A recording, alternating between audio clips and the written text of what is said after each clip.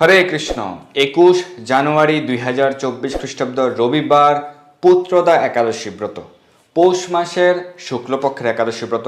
পুত্রদা একাদশী ব্রত পালন করতে হবে 21 জানুয়ারি 2024 খ্রিস্টাব্দ রবিবার। তো আজকে আমরা পুত্রদা একাদশী ব্রত মাহাত্ম্য এবং সারা বিশ্বের 148টি স্থানের পুত্রদা একাদশীর তারিখ এবং পরদিন সকালের পালনের সময়সূচি প্রদান করছি। তো এই পুত্রদা একাদশী ব্রত সকল স্থানে 21 জানুয়ারি রবিবারে পালন করতে হবে, কিন্তু আমেরিকার ওয়াশিংটন স্টেট এবং কানাডার আলবার্টা এবং ব্রিটিশ কলাম্বিয়া স্টেটে ব্রত পালন করতে হবে 20 জানুয়ারি, আর নিউজিল্যান্ডে ব্রত পালন করতে হবে 22 জানুয়ারি। এই তিনটি স্থান ব্যতীত সারা পৃথিবীর বাদবাকি সকল স্থানেই 21 জানুয়ারি ব্রত।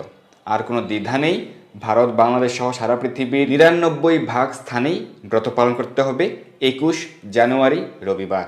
তো আপনারা সকলে অবশ্যই এই পুত্রদা একাদশী ব্রত পালন করবেন, সকলেই ব্রত পালন করবেন, কিন্তু বিশেষ করে যারা পুত্র সন্তান লাভের জন্য প্রত্যাশী, পুত্র সন্তান লাভ করতে চান, বা যারা পুত্র বা কন্যা যে কোনো প্রকার সন্তান লাভ করতে চান, তারা এই পুত্রদা একাদশী ব্রত নিষ্ঠা সহকারে নির্জলা উপবাস পালন করবেন এবং ভগবানের কাছে বিশেষ প্রার্থনা করবেন। তো একাদশী ব্রত কিভাবে পালন করতে হবে, একাদশীর সংকল্প মন্ত্র, পালন মন্ত্র, একাদশীতে কী কী খাওয়া যাবে, কী কী নিষেধ, এই বিষয়ে আমরা বহুবার আলোচনা করেছি।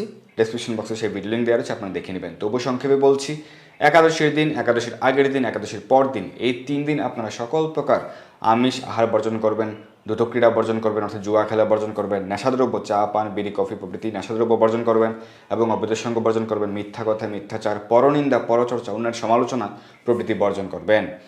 একাদশীর আগের দিন অবশ্যই কৃষ্ণ প্রসাদ গ্রহণ করবেন, অন্ন বা রুটির প্রসাদ গ্রহণ করবেন। একাদশীর আগের দিন সকালে ভগবানের চরণে তুলসীপত্র পুষ্প অর্পণ করে একাদশী ব্রতের সংকল্প মন্ত্র উচ্চারণ করে আপনি ব্রতের সংকল্প করবেন, অর্থাৎ ভগবানের কাছে প্রার্থনা করবেন যেন আপনি পরদিনে একাদশী ব্রতটি সঠিকভাবে পালন করতে পারেন। একাদশী ব্রতের আগের দিন রাত 11টা 11:30টার পূর্বেই আপনি অন্ন বা রুটি প্রসাদ গ্রহণ করে দন্ত মার্জন করে নেবেন। একাদশীতে সকল প্রকার পঞ্চ রবিশস্য বর্জন করতে হবে। অনেকে মনে করেন যে একাদশীর উপবাস কখন শুরু হবে, একাদশী তিথি যখন শুরু হয়েছে উপবাস তখন শুরু, না, সেরকমটি নয়। একাদশীর উপবাস হচ্ছে সারা দিন রাত্রি উপবাস পালন করতে হবে। আমাদের শাস্ত্র সিদ্ধান্ত অনুযায়ী উপবাস শুরু হয় ব্রাহ্ম মুহূর্ত থেকে। তো ব্রাহ্ম মুহূর্ত মানে হচ্ছে সূর্য উদয়ের 1 ঘন্টা 36 মিনিট আগে থেকে শুরু হয় এবং 48 মিনিট স্থায়ী হয়। আপনি যদি হিসেব নিকেশ অত ভালোভাবে না বোঝেন তাহলে মনে রাখবেন যে রাত্রি 3 ঘটিকা থেকে উপবাসের শুরু, কিন্তু অধিক রাত্রে আহার নিষেধ। রাত্রি 1 ঘটিকায় 2 ঘটিকায় অধিক রাত্রে আহার গ্রহণ করা নিষেধ, সেটি তামসিক সময়, তাই তামসিক আহার, এতে শরীরের ক্ষতি হয়। এবং বর্তমানে বৈজ্ঞানিক এবং চিকিৎসকরাও এরকমটি বলে থাকেন যে অধিক রাত্রে আহার গ্রহণ করবেন না, রাতে যত তাড়াতাড়ি আপনারা আহার করবেন ততই আপনাদের শরীরের জন্য মঙ্গল, এবং আমাদের শাস্ত্রেও সেটি রয়েছে। তাই আপনারা একাদশীর আগের দিন রাতের যে আহারটি সেটি তাড়াতাড়ি করে নেবেন এবং দন্তমার্জন করে নেবেন। এরপর থেকে বেসিক্যালি ব্রতের শুরু। তো সারা দিন রাত ব্রত পালন করতে হবে এবং ব্রতের পর দিন সকালে পালনের নির্দিষ্ট সময়ের মধ্যে ব্রত সমাপন বা পালন করবেন। যারা একেবারেই একাদশী ব্রত পালন করতে জানেন না তাদের জন্য হচ্ছে আমরা সেটি বলেছি যে কত ঘন্টা একাদশী ব্রত পালন করতে হবে। আমরা প্রতি একাদশীতে কয়েকটি আমরা মন্তব্য পাই যে এরকম। তো একাদশীর দিন সকল প্রকার রবিশস্য বর্জন করতে হবে। আপনি অন্ন গ্রহণ করতে পারবেন না এবং সকল প্রকার যে পঞ্চ রবিশস্য এর মধ্যে রুটিও রয়েছে, ছাতু রয়েছে, মুড়ি রয়েছে, হরলিক্স রয়েছে, শ্যামাদানা রয়েছে, এই সকল প্রকার পঞ্চ রবিশস্য বর্জন করতে হবে। কাউনও বর্জন রয়েছে। যাদের পক্ষে সম্ভব নির্জলা উপবাস পালন করা এটি সর্বোত্তম। একাদশী ব্রত যদি আপনি নির্জলা উপবাস পালন করেন, নির্জলা মানে হচ্ছে জল পর্যন্ত গ্রহণ না করে সারা দিন রাত উপবাস পরদিন পালনের সময় পর্যন্ত, সেটি হচ্ছে নির্জলা উপবাস। যারা সেটি করতে পারেন, যাদের পক্ষে সম্ভব, সেটি সর্বোত্তম। যারা করতে পারবে না আপনারা ফলমূল গ্রহণ করতে পারবেন। বিশেষ করে যারা সন্তান লাভ করতে চান, সন্তান লাভের প্রত্যাশী, সেক্ষেত্রে আপনার এই পুত্রদা একাদশী ব্রত নির্জল উপবাস পালন করতে পারেন এবং ভগবানের কাছে বিশেষ পূজা প্রার্থনা করতে পারেন। যারা একাদশী ব্রততে ফলমূল গ্রহণ করবেন অর্থাৎ নির্জলা করতে পারবেন না, আপনারা কী কী গ্রহণ করতে পারবেন প্রতিটি একাদশীতে?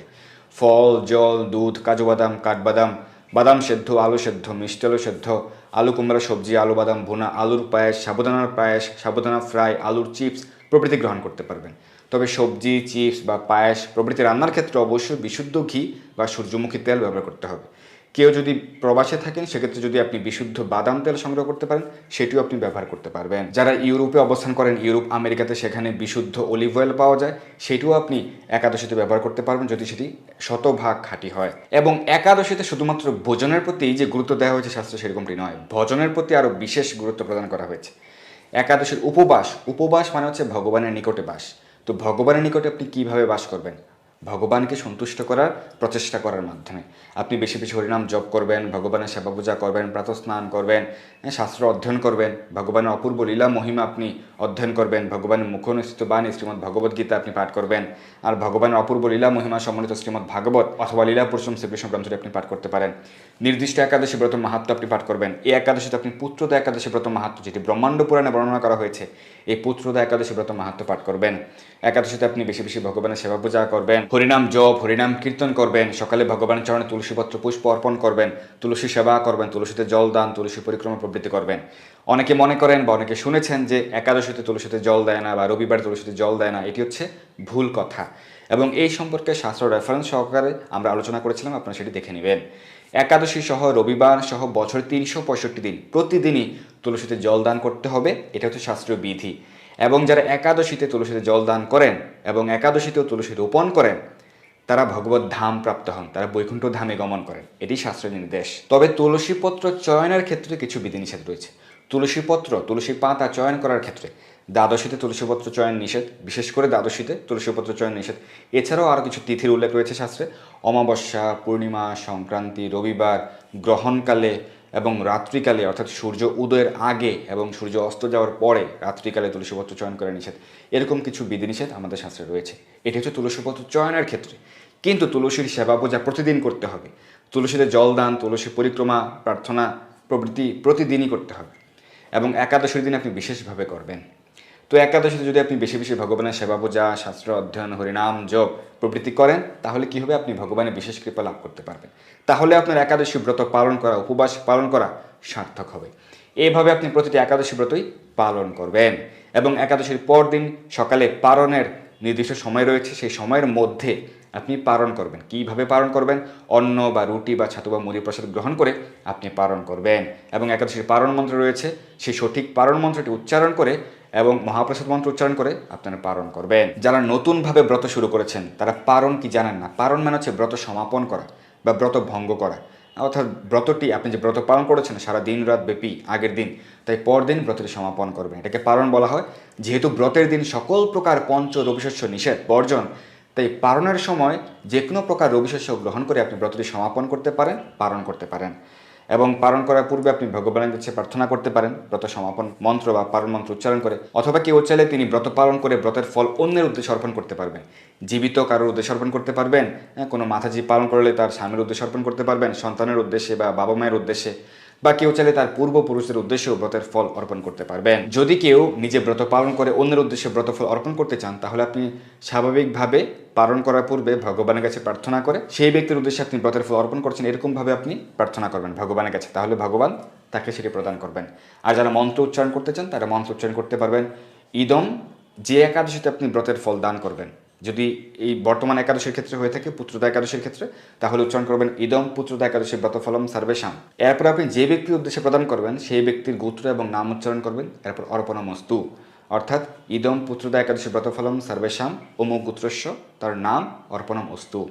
তাহলে আপনি তার নাম গোত্র উচ্চারণ করে তার উদ্দেশ্যে আপনি অর্পণ করতে পারবেন। এবং একাদশীর পর দিন আপনি তো পালন করবেন এবং একাদশীর পর দিন সারা দিন রাতেও আপনি সকল প্রকার আমিষ আহার বর্জন করবেন, চা পান বিড়ি নেশাদ্রব্য প্রভৃতি বর্জন করবেন। এইভাবে আপনার প্রতিটি একাদশী ব্রতই পালন করতে পারেন। পুত্রদা একাদশী ব্রত মাহাত্ম্য হচ্ছে, যুধিষ্ঠির বললেন, হে কৃষ্ণ, পৌষ মাসের শুক্লপক্ষের একাদশীর নাম কি, বিধি বা কি, কোন দেবতা ওই দিনে পূজিত হন এবং আপনি কার প্রতি সন্তুষ্ট হয়ে সেই ব্রতফল প্রদান করেছিলেন, কৃপা করে আমাকে সবিস্তারে তা বলুন। শ্রীকৃষ্ণ বললেন, হে মহারাজ, এই একাদশী পুত্রদা নামে প্রসিদ্ধ। সর্বপাপ বিনাশিনী ও কামদা এই একাদশীর অধিষ্ঠাত্রী দেবতা হলেন সিদ্ধিদাতা নারায়ণ। ত্রিলোকে এর মতো শ্রেষ্ঠ ব্রত নেই। এই ব্রতকারীকে নারায়ণ বিদ্বান বা যশস্বী করে তোলেন। এখন আমার কাছে ব্রতের মাহাত্ম্য শ্রবণ করুন। ভদ্রাবতী পুরীতে সুকেতুমান নামে এক রাজা ছিলেন। তার রানীর নাম ছিল শৈব্যা। রাজ দম্পতি বেশ সুখে দিন যাপন করছিলেন। বংশ রক্ষার জন্য বহুদিন ধরে ধর্ম কর্মের অনুষ্ঠান করেও যখন পুত্র লাভ হলো না, তখন রাজা দুশ্চিন্তায় কাতর হয়ে পড়লেন। তাই সকল ঐশ্বর্যবান হয়েও পুত্রহীন রাজার মনে কোনো সুখ ছিল না। তিনি ভাবতেন পুত্রহীনের জন্ম বৃথা ও গৃহশূন্য। পিতৃদেব মনুষ্যলোকের কাছে যে ঋণ শাস্ত্রে উল্লেখ আছে তা পুত্র বিনা পরিশোধ হয় না। পুত্রবান জনের এই জগতে যশ লাভ ও উত্তম গতি লাভ হয় এবং তাদের আয়ু, আরোগ্য, সম্পত্তি প্রভৃতি বিদ্যমান থাকে। নানা দুশ্চিন্তাগ্রস্ত রাজা আত্মহত্যা করবেন বলে স্থির করলেন, কিন্তু পরে বিচার করে দেখলেন আত্মহত্যা মহাপাপ। এর ফলে কেবল দেহের বিনাশ মাত্র হবে, কিন্তু আমার পুত্রহীনতা তো দূর হবে না। তারপর একদিন রাজা নিবিড় বনে গমন করলেন। বন ভ্রমণ করতে করতে দ্বীপ প্রহর অতিক্রান্ত হলে রাজা ক্ষুধা তৃষ্ণায় অত্যন্ত কাতর হলেন। এদিক ওদিক জল আদির অনুসন্ধান করতে লাগলেন। তিনি চক্রবাক, রাজহংস, নানা রকম মাছে পরিপূর্ণ একটি মনোরম সরোবর দেখতে পেলেন। সরোবরের কাছে মণিদের একটি আশ্রম ছিল। তিনি সেখানে উপস্থিত হলেন। সরোবর তীরে মুনিগণ বেদ পাঠ করছিলেন। মণিবৃন্দের শ্রীচরণে তিনি দণ্ডবত প্রণাম করলেন। মুনিগণ রাজাকে বললেন, হে মহারাজ, আমরা আপনার প্রতি প্রসন্ন হয়েছি, আপনার কি প্রার্থনা বলুন। রাজা বললেন, আপনারা কে এবং কি জন্যই বা এখানে সমবেত হয়েছেন? মুনিগণ বললেন, হে মহারাজ, আমরা বিশ্বদেব নামে প্রসিদ্ধ এই সরোবরে স্নান করতে এসেছি। আজ থেকে 5 দিন পরেই মাঘ মাস আরম্ভ হবে। আজ পুত্রদা একাদশী তিথি। পুত্র দান করে বলেই এই একাদশীর নাম পুত্রদা। তাদের কথা শুনে রাজা বললেন, হে মুনিবৃন্দ, আমি অপুত্রক, তাই পুত্র কামনায় অধীর হয়ে পড়েছি। এখন আপনাদের দেখে আমার হৃদয়ে আশার সঞ্চার হয়েছে। এ দুর্ভাগা পুত্রহীনের প্রতি অনুগ্রহ করে একটি পুত্র প্রদান করুন। মুনিগণ বললেন, হে মহারাজ, আজ সেই পুত্রদা একাদশী তিথি, তাই এখনই আপনি এই ব্রত পালন করুন। ভগবান শ্রী কেশবের অনুগ্রহে অবশ্যই আপনার পুত্র লাভ হবে। মুনিদের কথা শোনার পর যথাবিধানে রাজা কেবল ফলমূল আদি আহার করে সেই ব্রত অনুষ্ঠান করলেন। দ্বাদশী দিনে উপযুক্ত সময়ে শস্য আদি সহযোগে পালন করলেন। মুনিদের প্রণাম নিবেদন করে নিজ গৃহে ফিরে এলেন। ব্রত প্রভাবে রাজার যথাসময়ে একটি তেজস্বী পুত্র লাভ হলো। হে মহারাজ, এই ব্রত সকলেরই পালন করা কর্তব্য। মানব কল্যাণ কামনায় আপনার কাছে আমি এই ব্রত কথা বর্ণনা করলাম। নিষ্ঠা সহকারে যারা এই পুত্রদা একাদশী ব্রত পালন করবে তারা পুত নামক নরক থেকে পরিত্রাণ লাভ করবে। আর এই ব্রত কথা শ্রবণ কীর্তনে অগ্নিষ্টুম যজ্ঞের ফল পাওয়া যায়। ব্রহ্মাণ্ড পুরাণে এই মাহাত্ম্য বর্ণনা করা হয়েছে। তো এই হচ্ছে পুত্রদা একাদশী ব্রত মাহাত্ম্য। এই পুত্রদা একাদশী ব্রত মাহাত্ম্য ব্রহ্মাণ্ড পুরাণে বর্ণনা করা হয়েছে। তো যারা পুত্র সন্তান লাভ করতে চান, যাদের পুত্র সন্তান প্রয়োজন, অনেক হাজার হাজার মানুষ রয়েছে পৃথিবীতে যাদের পুত্র সন্তান প্রয়োজন বা পুত্র সন্তান কামনায় তারা অনেক প্রচেষ্টা করেছেন কিন্তু পুত্র সন্তান লাভ করতে পারছেন না। আপনারা এই পুত্রদা একাদশী ব্রতগুলি নির্জল উপবাস করতে পারেন। প্রতিটি একাদশী ব্রত অবশ্যই পালন করবেন। বিশেষভাবে এই পুত্রদা একাদশী ব্রত নির্জল উপবাস পালন করে ভগবানের কাছে বিশেষভাবে প্রার্থনা করবেন। এবং এই পুত্রদা একাদশী ব্রতের দিনে আপনি ভগবানের চরণে তুলসী পত্র অর্পণ করবেন। একাদশীর আগের দিনে আপনি বেশি করে তুলসী পত্র চয়ন করে রেখে দিতে পারেন, কারণ দ্বাদশীতে তুলসী পত্র চয়ন নিষেধ, কিন্তু অনেক সময় একাদশীতেও দ্বাদশী স্পর্শ হয়, দ্বাদশী যুক্ত হয়। তাই একাদশীর আগের দিন বেশি করে তুলসী পত্র চয়ন করে রেখে দেওয়াই হচ্ছে সবথেকে বেশি উত্তম এবং নিরাপদ। তাই বেশি করে তুলসী পত্র চয়ন করে রেখে দিবেন। যাদের পুত্র সন্তান লাভের আকাঙ্ক্ষা রয়েছে আপনারা এই পুত্রদা একাদশী ব্রত নির্জল উপবাস পালন করবেন এবং ভগবানের চরণে 108 জোড়া তুলসী পত্র অর্পণ করবেন। আপনারা স্বামী স্ত্রী দুজনে ব্রত পালন করবেন, নির্জল উপবাস পালন করবেন এবং 108 জোড়া করে তুলসীপত্র আপনি ভগবান শ্রীকৃষ্ণদেবের চরণে অর্পণ করে প্রার্থনা করবেন, অথবা ভগবান শ্রীকৃষ্ণের চরণে, ভগবান শ্রী মাধবের চরণে অর্পণ করে প্রার্থনা করবেন। যাদের বাড়িতে ভগবান শ্রী জগন্নাথ, বলদেব, সুভদ্রা, মহারানীর চিত্রপট রয়েছে আপনারা ভগবান শ্রী জগন্নাথ দেবের চরণে অর্পণ করে প্রার্থনা করবেন। অনেকের বাড়িতে অনেক মায়েরা গোপাল শ্রী বিগ্রহের সেবা করেন, আপনারা ভগবান শ্রী গোপালের চরণেও 108 জোড়া তুলসীপত্র অর্পণ করে প্রার্থনা করতে পারেন। যাদের পুত্র বা কন্যা যে কোনো সন্তান প্রয়োজন আপনারাও একইভাবে প্রার্থনা করতে পারেন। এবং শাস্ত্রে রয়েছে যাদের পুত্র সন্তান নেই তাদেরকে পুত নামক নরকে যেতে হয়, কারণ এক্ষেত্রে বিশেষ কর্মকাণ্ডীয় বিধিনিষেধ আমাদের বৈদিক শাস্ত্রে রয়েছে। এবং সেক্ষেত্রে মন খারাপ করার কিছু নেই। সেক্ষেত্রে যদি কারো পুত্র সন্তান না হয় তার পৌত্র তাকে উদ্ধার করতে পারে। এবং সে যে পুত নামক নরকে যাবে, অর্থাৎ সে যদি পাপ এবং পুণ্যের অধীন হয় তাহলে হচ্ছে এই বিধি প্রযোজ্য।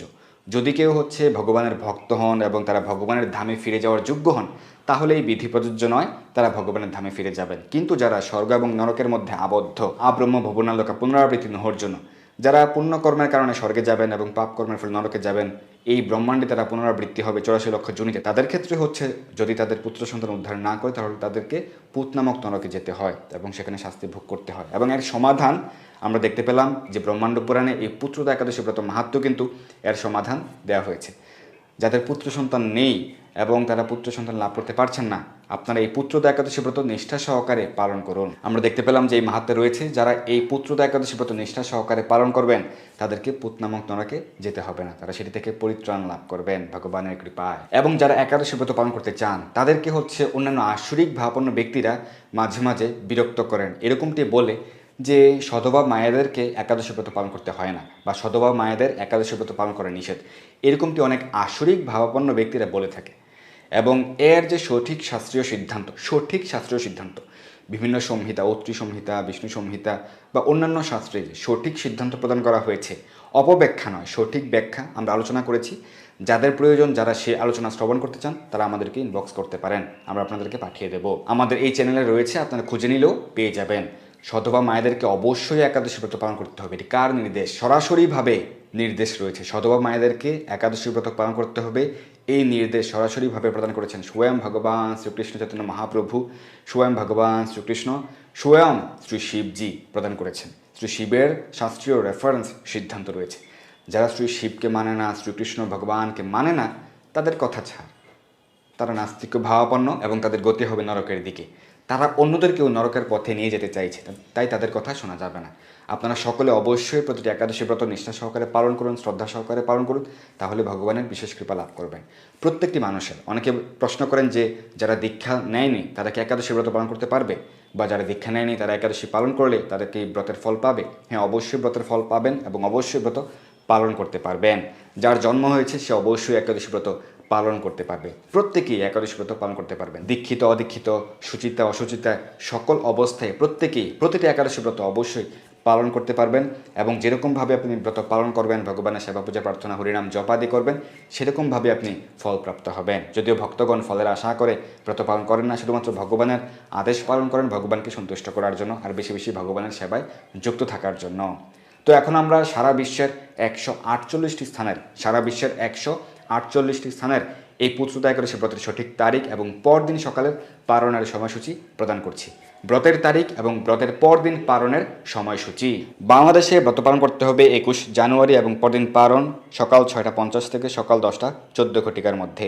পশ্চিমবঙ্গ 6টা 26 থেকে 10টা, দিল্লি 7টা 14 থেকে 10টা 46, মুম্বাই 7টা 14 থেকে 10টা 58, পুনে 7টা 9 থেকে 10টা 53, নাগপুর 6টা 53 থেকে 10টা 34, চেন্নাই সহ তামিলনাড়ু 6টা 35 থেকে 10টা 25, ভুবনেশ্বর সহ উড়িষ্যা 6টা 24 থেকে 10টা 7, বিহার 6টা 34 থেকে 10টা 11, ঝাড়খণ্ড 6টা 32 থেকে 10টা 11, ছত্তিশগড় 6টা 42 থেকে 10টা 23, শিলং সহ মেঘালয় 6টা 9 থেকে 9টা 45, গৌহাটি সহ আসাম 6টা 11 থেকে 9টা 46, মণিপুর 5টা 59 থেকে 9টা 37, মিজোরাম 6টা 1 থেকে 9টা 40, সিকিম 6টা 26 থেকে 10টা, বৃন্দাবন 7টা 10 থেকে 10টা 43, বেঙ্গালুরু সহ কর্ণাটক 6টা 46 থেকে 10টা 36, হায়দ্রাবাদ সহ তেলেঙ্গানা 6টা 49 থেকে 10টা 34, আগরতলা ত্রিপুরা 6টা 8 থেকে 9টা 47, গুজরাট 7টা 26 থেকে 11টা 6, কেরালা 6টা 48 থেকে 10টা 40, পাঞ্জাব 7টা 26 থেকে 10টা 55, রাজস্থান 7টা 22 থেকে 10টা 57, মধ্যপ্রদেশ 6টা 57 থেকে 10টা 37, উত্তরপ্রদেশ 6টা 55 থেকে 10টা 30, হরিয়ানা 7টা 19 থেকে 10টা 51, নাগাল্যান্ড 5টা 59 থেকে 9টা 35, বিশাখাপত্তনম অন্ধ্রপ্রদেশ 6টা 31 থেকে 10টা 16,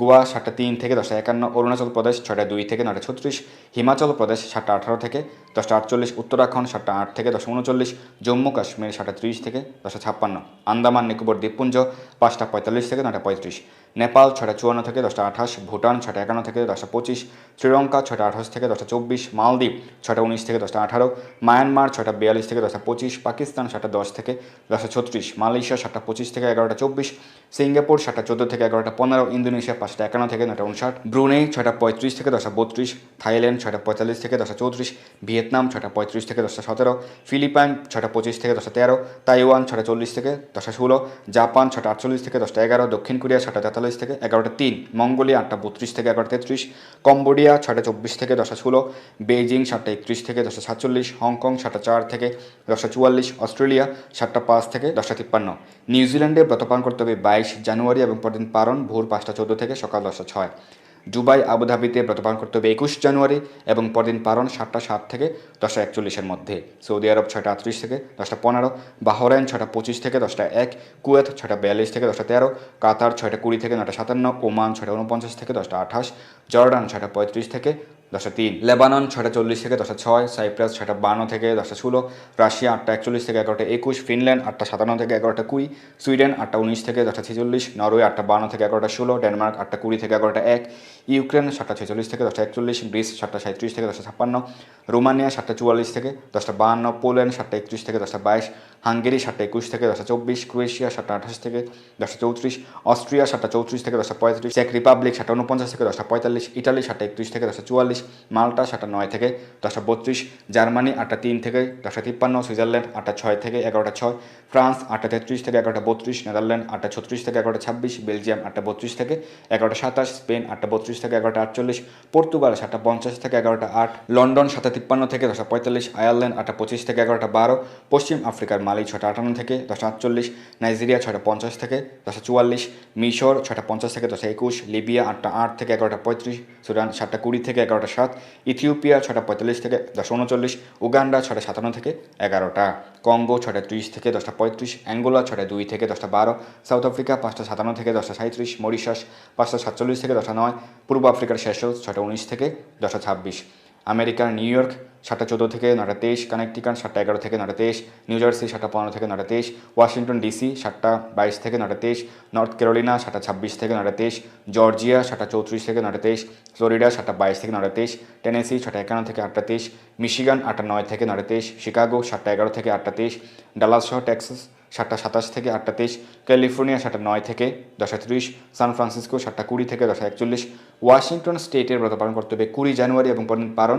দুপুর 12:05 থেকে 12:31 মধ্যে। কানাডার মন্ট্রিয়ালে ব্রত পালন করতে হবে 21 জানুয়ারি এবং পরদিন পালন 7:25 থেকে 9:23, টরন্টো 7:44 থেকে 9:23, অন্টারিও 8:21 থেকে 9:23, অটোয়া 7:34 থেকে 9:23, ম্যানিটোবা 8:35 থেকে 11:18, সাসক্যাচুয়ান 9:06 থেকে 11:52। কানাডার অ্যালবার্টায় ব্রত পালন করতে হবে 20 জানুয়ারি এবং পরদিন পালন দুপুর 1:05 থেকে 1:31। ব্রিটিশ কলাম্বিয়াতে ব্রত পালন করতে হবে 20 জানুয়ারি এবং পরদিন পালন দুপুর 12:05 থেকে 12:31।